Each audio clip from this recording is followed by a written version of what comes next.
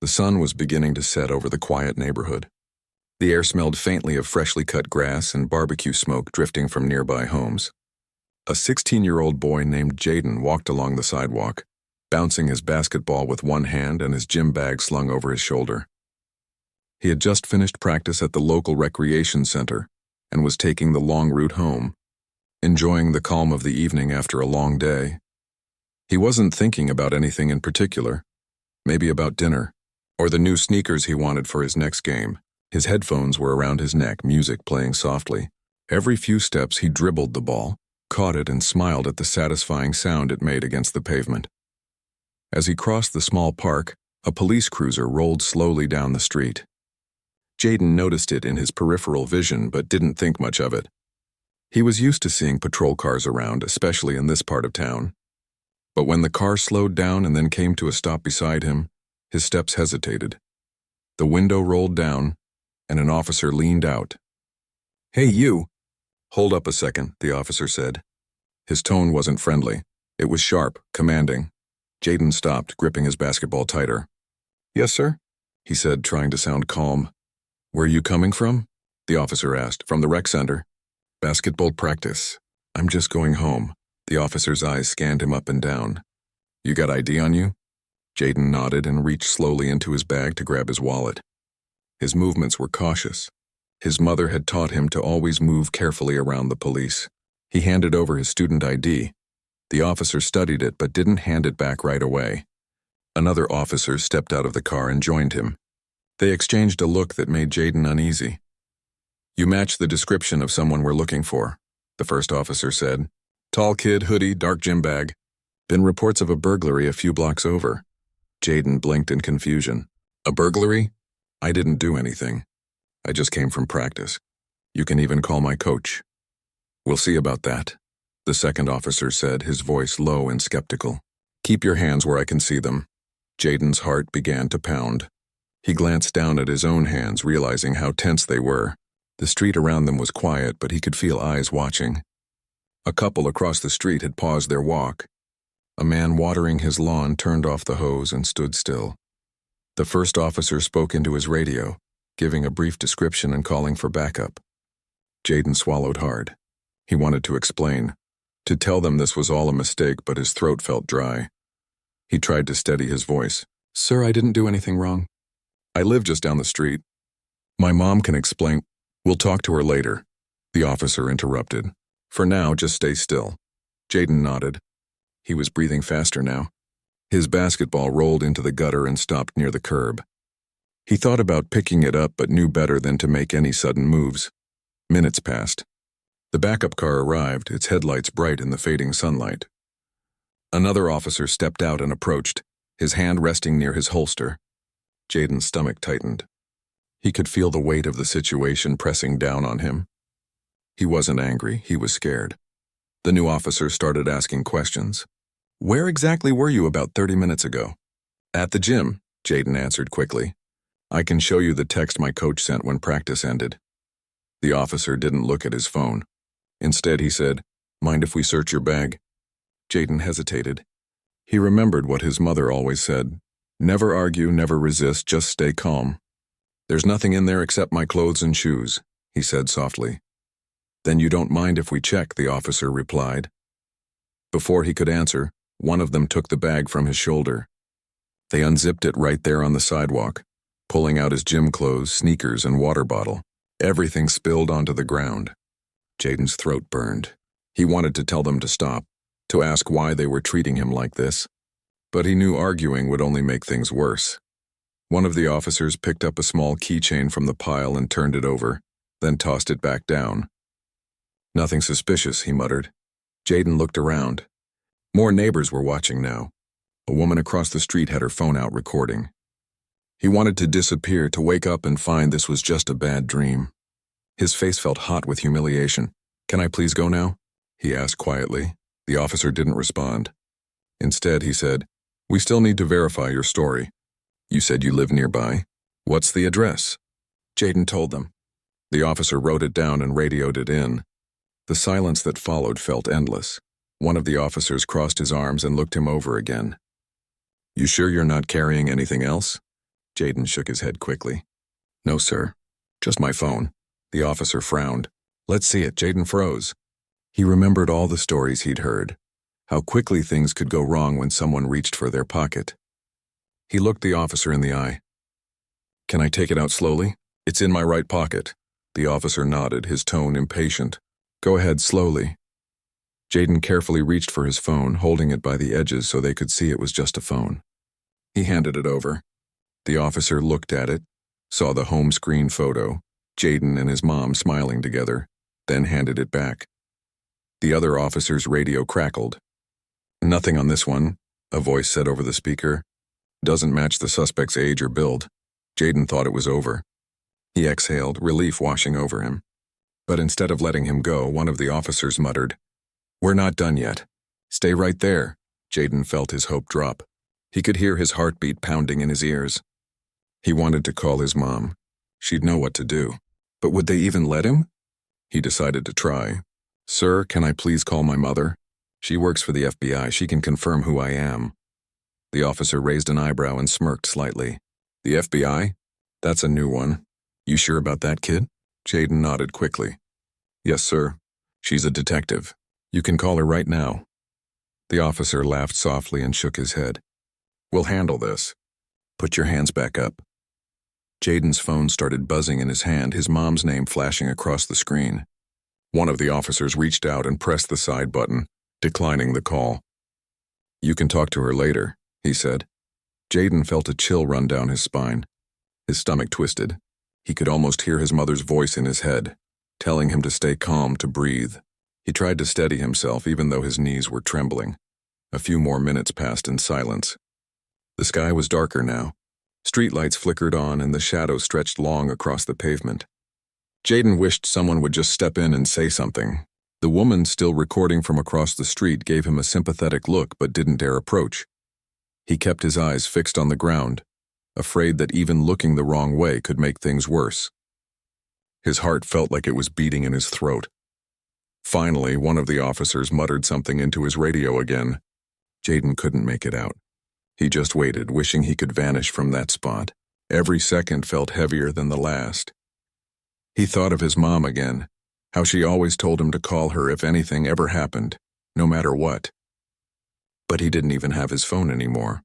It sat on the hood of the police car, the screen still lighting up with missed calls. The officers didn't say much after that. They kept glancing down the road as if waiting for someone. Jaden's chest tightened with confusion and fear. He had no idea that in just a few minutes everything was about to change. Down the street, the low hum of an approaching engine broke the silence. A black SUV turned the corner, its headlights cutting through the dim light. It slowed to a stop behind the patrol car. Jaden's heart skipped a beat. He didn't recognize it right away, but he felt something shift in the air. The officers glanced toward it too, their expressions unreadable. The SUV door opened and a tall woman stepped out, her steps quick and confident. She wore dark slacks and a blazer, and in one smooth motion she flashed a badge that caught the light. The officers froze. Jaden's eyes widened. He knew that walk anywhere. It was his mother. For a moment everything around Jaden felt like it had frozen. The woman who stepped out of the SUV moved with quiet authority. Her presence changed the whole scene instantly. She walked straight toward the officers, her eyes sharp and steady. The officers who had been barking orders only seconds ago now stood stiffly, unsure of what to do. That's my son, she said firmly as she approached. Jaden finally felt his chest loosen. Relief washed over him, but it was mixed with nervousness. His mother was here, and from the look on her face, she already knew something was wrong. One of the officers cleared his throat. Ma'am, this is a restricted area. We're handling an investigation. She didn't even glance at him. With one smooth motion, she took out her badge and held it up. The golden letters gleamed under the streetlight. The officers leaned closer, reading it carefully. The silence between them was heavy. FBI Special Agent Renee Carter, she said. Now, would one of you like to tell me why my 16-year-old son is standing here surrounded by 3 officers with his belongings scattered on the ground? Jaden looked at her, his eyes wide. He could see the tightness in her jaw, the way she was controlling her voice even though she was angry. He knew that tone. It meant someone was about to be held accountable. The senior officer tried to recover. Ma'am, we received a call about a possible burglary suspect in the area.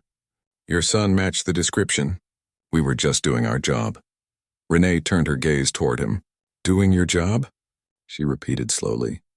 Your job is to protect the community, not to harass innocent kids walking home from basketball practice.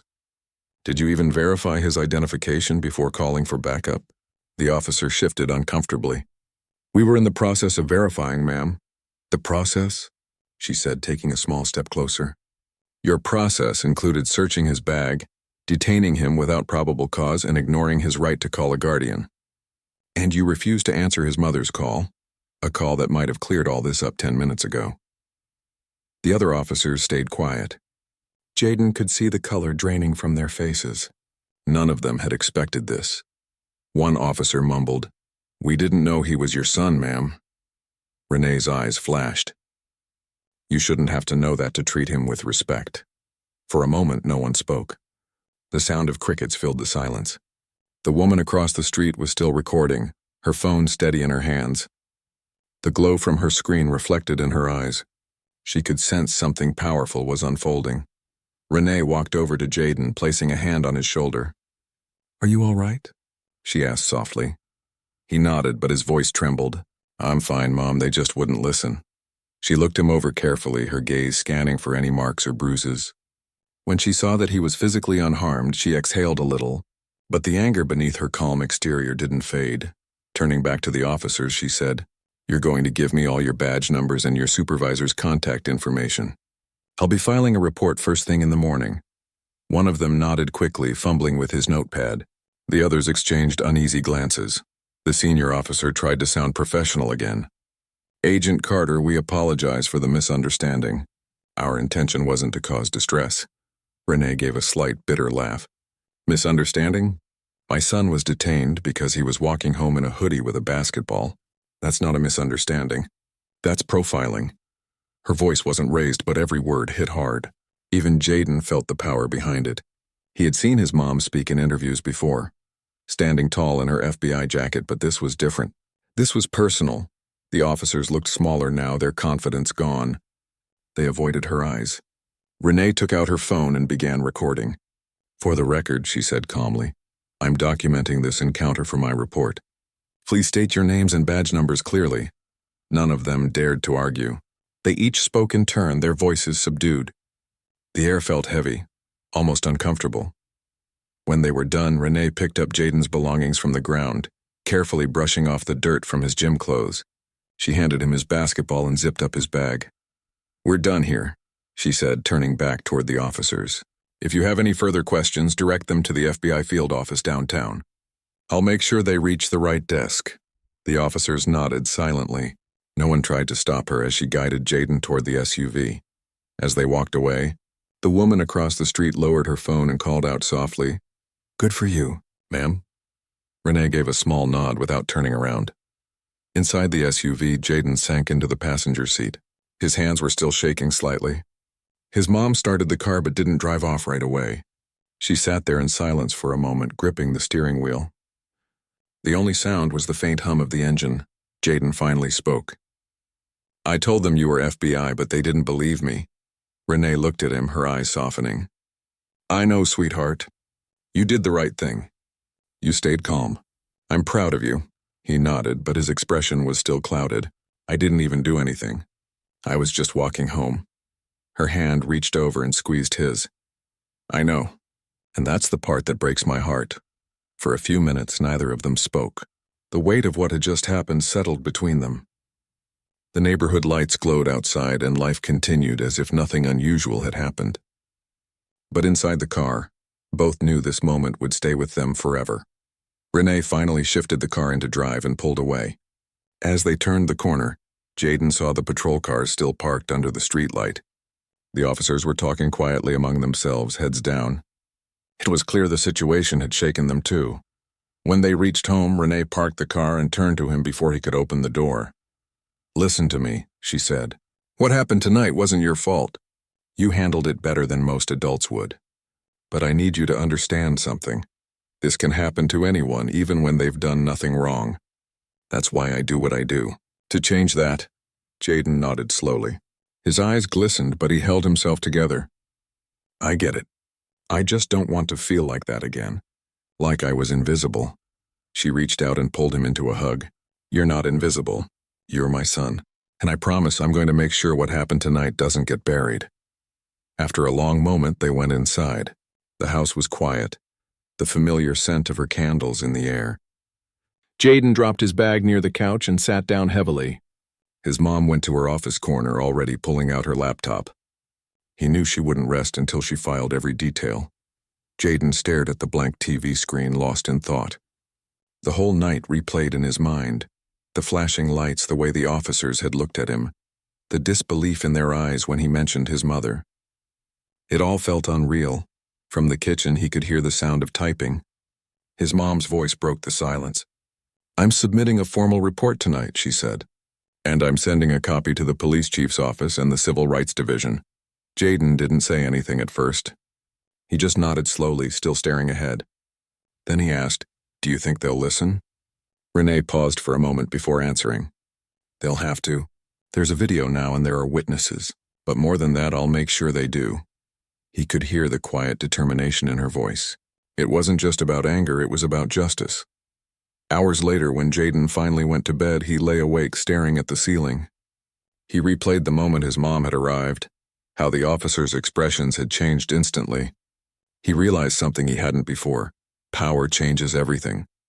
The only reason they had stopped treating him like a threat was because of who his mother was. That thought stayed with him long after he closed his eyes. In her office, Renee sat in front of her computer, the report open on the screen. She added the last few lines, her fingers pausing over the keyboard.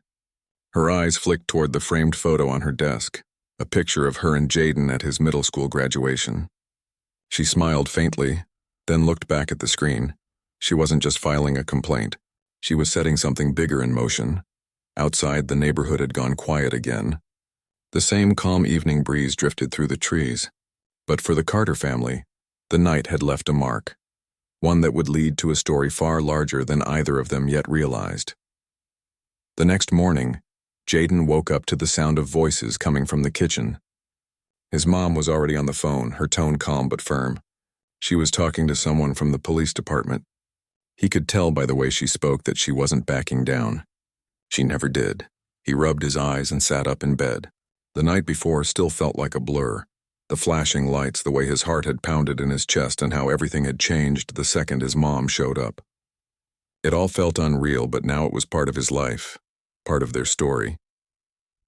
When he came into the kitchen, his mom was standing by the counter, a mug of coffee in one hand and her phone in the other. Her laptop was open, filled with notes and a copy of the report she'd written. She gave him a soft smile when she saw him. Morning, she said. You sleep at all? Not really, he admitted, grabbing a glass of orange juice. I kept thinking about it. Renee, his mother, nodded. That's normal. What happened last night wasn't something anyone should have to go through. Especially not you. He looked down at his glass. Are they in trouble? They will be, she said simply. The department already knows about it. The video is circulating online. It's getting attention. Jaden blinked. It's online? She nodded. The neighbor who recorded it posted it last night. It's already got a few thousand views. Jaden's stomach turned a little. I didn't want people to see me like that. I know, Renee said gently. But sometimes the truth needs to be seen. It's the only way things change. He sighed and sat down at the table. His phone buzzed beside him. Messages from friends, classmates, even people he barely talked to. Some were asking if the video was real. Others were sending words of support. He didn't know how to respond to any of them. Renee hung up the phone and joined him at the table. We're meeting with the police chief later today, she said. I want you to come with me. Jaden hesitated. Do I have to? I think you should, she said softly. It's important they see the person they treated that way. You deserve to be heard. He didn't say anything for a while. He just nodded. He trusted her. He always did. By afternoon, they were sitting in a large office inside the police department. The atmosphere was tense. The chief, a tall man with graying hair, sat across from them. He looked uncomfortable, shuffling papers before finally speaking. Agent Carter, Jaden, I want to start by saying we're deeply sorry for what happened. It was never our intention to cause harm or distress. Renee sat straight, her expression calm but sharp. Intention doesn't erase what happened, she said. My son was stopped without reason, searched and humiliated. That's not just a mistake, it's a violation. The chief nodded slowly. I understand. We've already opened an internal review. The officers involved have been placed on temporary leave pending investigation. Jaden looked at him, unsure what to say. It felt strange sitting there, hearing adults talk about him like he wasn't even in the room. Renee leaned forward slightly. I appreciate the quick action, but I want transparency. I want every step of this investigation documented, and I want accountability. My son's safety and every other young person's safety depends on it. The chief cleared his throat. We'll make sure of that. I also hope we can work together to prevent situations like this from happening again. Renee nodded but didn't respond. Her eyes said enough. After the meeting, they stepped outside into the afternoon sun. Jaden took a deep breath. He could feel the weight lifting slightly but not completely. Cameras were waiting near the parking lot. Reporters had already caught wind of the story. Renee gently guided him past them, not saying a word. When they got into the car, Jaden finally spoke. It feels weird. Like everyone knows my business now. Renee looked at him with sympathy. I know, but people are listening. That matters. Maybe what happened to you will open someone's eyes. He stared out the window as they drove. The city looked the same as always. Cars honking, kids playing outside, people going about their day. But for him, everything felt different. He saw police cars at intersections and felt his chest tighten. Even though he knew his mom had handled things, he couldn't shake the fear completely. That evening, their house was quiet. Renee was at her desk again, typing an email, while Jaden scrolled through social media. The video had spread far beyond their town. People were sharing it with hashtags about justice and accountability. Some comments were kind and supportive. Others were harsh, questioning his story or making excuses for the officers. He put his phone down and sighed. Mom, why do people always have to argue about stuff like this? It's right there on video. Renee looked up from her laptop. Because it's easier for some people to deny what they don't want to believe. Change threatens them. He frowned. That's not fair. No, it's not, she said softly. But that's why we speak up. That's why I joined the Bureau in the first place. Jaden nodded. I didn't realize how hard your job really is. She smiled faintly. It's not just a job. It's a promise to do what's right even when it's uncomfortable. He watched her for a moment. She looked tired but strong. He admired that about her, the way she could stand tall even when the world tried to push her down. A few days later, they received a call from the FBI's Civil Rights Division. They wanted to review the footage and coordinate with the police department on the investigation. Renee was scheduled to brief them on what happened. When she hung up, she turned to Jaden. They're taking this seriously. That's a good sign. Jaden nodded, though his mind was elsewhere. What if nothing changes, though? What if they just say sorry and move on? Renee walked over and put a hand on his shoulder. Then we keep pushing. Change doesn't happen overnight, but we don't stop trying. Her words stayed with him. That night he couldn't sleep again. He kept thinking about all the other kids who might have gone through the same thing, but didn't have someone like his mom to protect them. The thought made his chest ache. He got up, grabbed his notebook, and started writing. At first it was just words, anger, fear, confusion. But then the words turned into sentences. He wrote about how it felt to be judged before saying a word, how powerless he'd felt standing on that sidewalk, and how everything had changed when his mom showed up. It wasn't for anyone else to read. It was just for him, but it helped. The next morning, he showed his mom what he'd written. She read it quietly, her eyes softening with every line. When she finished, she looked at him with pride. This is powerful, Jaden, she said. You have a voice.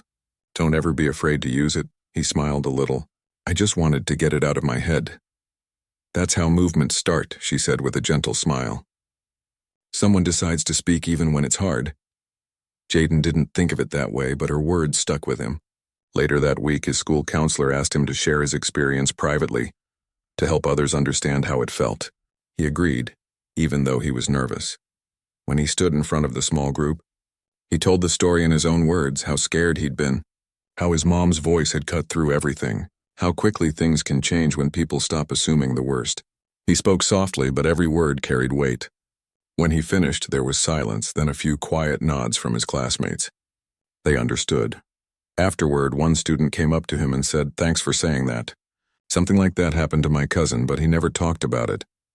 Jaden felt something shift inside him. For the first time since that night, he didn't just feel like a victim. He felt like maybe he could help others understand. When he got home, his mom was waiting for him at the door. She smiled when she saw him. "How did it go?" He shrugged, but a small smile crept onto his face. "It went okay. I think it helped." She nodded proudly. "That's my boy." They sat together on the porch as the sun went down, the same streetlight from that night flickering faintly in the distance. The memory of what happened was still there, but so was something new. Hope. Jaden looked at his mom and said quietly, "You know, I think I want to do what you do someday. Maybe not the FBI, but something that helps people." Renee smiled, wrapping an arm around him. "You already are, sweetheart. Every time you speak up, you're helping someone." For the first time since that night, Jaden felt at peace. The fear hadn't disappeared, but it had turned into something stronger. A purpose. A reason to keep going. And as the last light faded from the sky, he realized this was just the beginning of something bigger, for both of them. The next few days felt heavy for both Jaden and his mother. Even though the officers had backed off once she arrived, the memory of that night still played in Jaden's mind like a movie he couldn't stop. He couldn't sleep properly. Every time he closed his eyes, he saw the flashing red and blue lights and heard the sharp voice ordering him to keep his hands up. He remembered the fear in his chest and the way his throat had gone dry.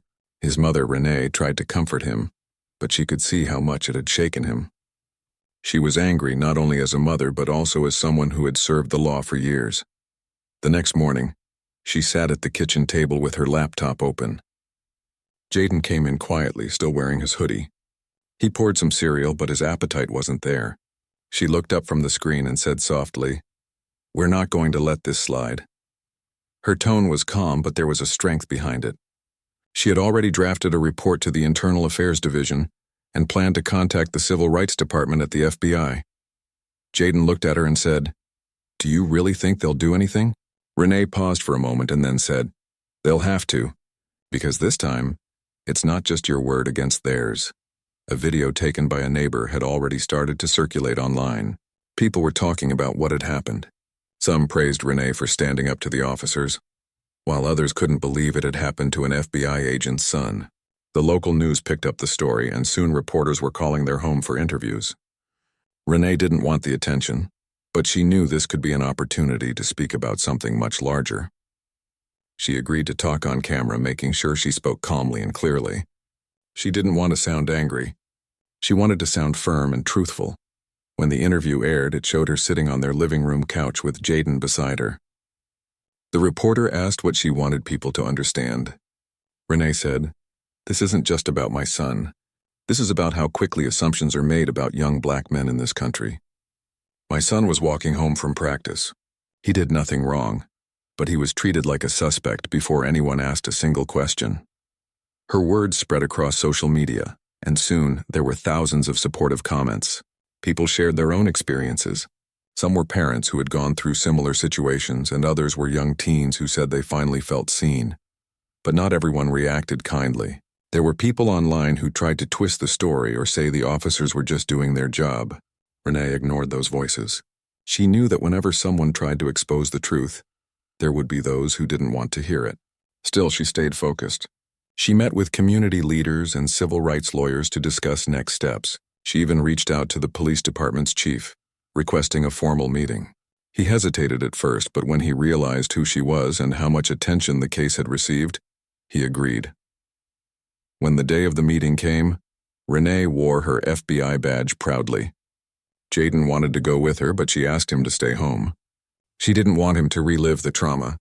She walked into the precinct with quiet confidence. The officers who had detained her son were not there, but their supervisors were. The room felt tense. She placed a copy of the video on the table and spoke directly. "This is what your officers did," she said, her voice steady. "This is how they treated a minor who did nothing wrong. And this is why trust between police and the community keeps breaking." The chief listened without interrupting. He looked uncomfortable but knew she was right. After the meeting, Renee felt a mix of relief and exhaustion. She had done what she could, but the waiting began. Investigations took time. She returned home to find Jaden sitting quietly on the porch. He looked up at her and asked, "Did they listen?" She smiled faintly and said, "They had no choice." But deep down, she knew real change would take more than one conversation. Over the next few weeks, things started to shift. The officers involved were placed on temporary leave while the investigation continued. Community members began organizing small gatherings to talk about what had happened. Renee attended one of them, sitting in a circle with parents, teachers, and teens. Everyone shared their experiences. One woman said she always worried about her teenage son walking home after dark. Another man said he'd been pulled over 5 times in the same month for no reason. Jaden sat beside his mother listening. For the first time, he realized how many others had stories like his. Meanwhile, the video kept spreading. National outlets started picking it up. Reporters stood outside the police department demanding answers. Some politicians even commented, calling for better training and accountability. Renee didn't expect all of this, but she was grateful people were finally paying attention. She wanted awareness, but she also wanted action. At school, Jaden noticed how people looked at him differently. Some came up to say they were sorry for what he went through. Others avoided him, unsure of what to say. His friends stayed close, trying to keep things normal. They still played basketball after school, but even then, Jaden felt a small voice inside reminding him of that night. He laughed, but it never felt the same. He'd lost a piece of innocence that was hard to get back. One afternoon, his coach pulled him aside and said, "You handled yourself well that night. I saw the video. Not many people would have stayed that calm."